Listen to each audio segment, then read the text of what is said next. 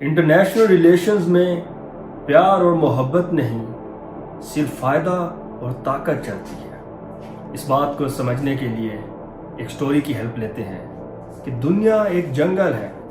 इस जंगल में शेर है और शेर बहुत ताकतवर है। इस जंगल में हिरन भी है और हिरन बहुत कमज़ोर है। और हिरन के पास एक पानी का चश्मा है, जिस पानी के चश्मे के ऊपर शेर कब्जा कर लेता है। हिरन कहता है, ये तो मेरा पानी का चश्मा है, ये तो मेरा राइट है। शेर कहता है, राइट तो सिर्फ ताकतवरों का होता है, यानी माइट मेक्स राइट। और ये कोई नई बात नहीं है। 431 BC में ग्रीस में जब एथेंस और स्पार्टास के दरमियान लड़ाई हुई तो एथेंस ने स्पार्टास को डराते हुए कहा, ताकतवर वही करता है जो वो कर सकता है और कमजोर को वही भुगतना पड़ता है जो उसे भुगतना चाहिए।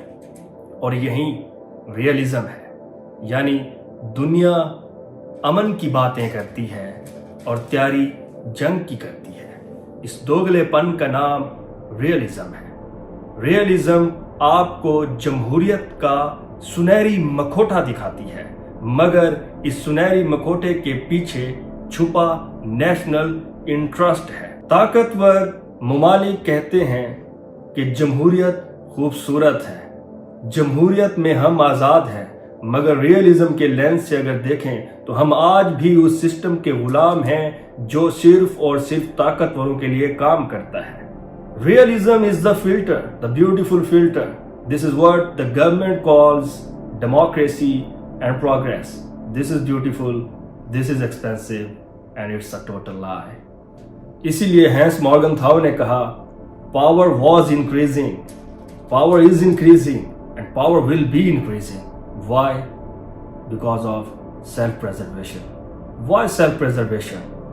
Because it has become mandatory. Why it has become mandatory? Because of lack of morality. Why lack of morality?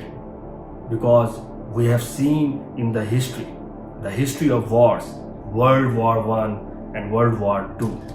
Why wars? Because of power maximization.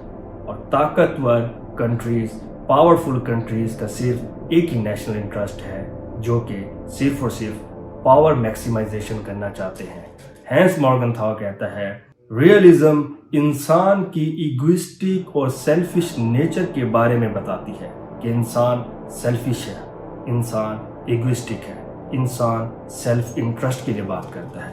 और यही स्टेट लेवल पर फिर स्टेट्स भी इगोइस्टिक बन जाती हैं, रियलिज्म के प्रिंसिपल्स को फॉलो करती हैं।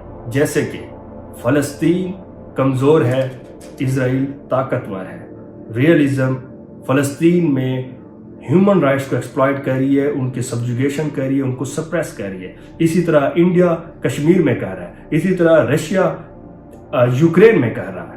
तो ये वो सारी एग्जांपल्स हैं जो रियलिज्म की प्रिंसिपल्स के अंडर आती हैं, जहां पर जमहूरियत के नाम पर कत्ल गारत हो रही है, जमहूरियत के नाम पर दुनिया में वॉर्स हो रही हैं, जैसे रशिया यूक्रेन, जैसे इजराइल एंड पैलेस्टाइन, जैसे इंडिया एंड कश्मीर। और ऐसी बहुत सी एग्जांपल्स हैं, जैसे यूएसए ने वेनेजुएला पे अटैक किया।